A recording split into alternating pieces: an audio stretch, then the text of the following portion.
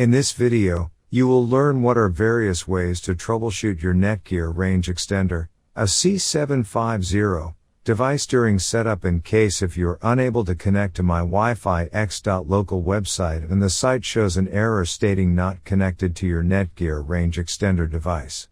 Or extender connected but no internet connection. Here are some tips. The first thing that you can do is try rebooting your Netgear range extender and your router. If this does not solve the problem, then try factory resetting your Netgear range extender, AC750. Third thing that you can do is try using a different web browser. Try clearing the history and cache of your browser. Make sure that you have an active internet connection. Make sure that all the cables are connected and avoid using damaged ones.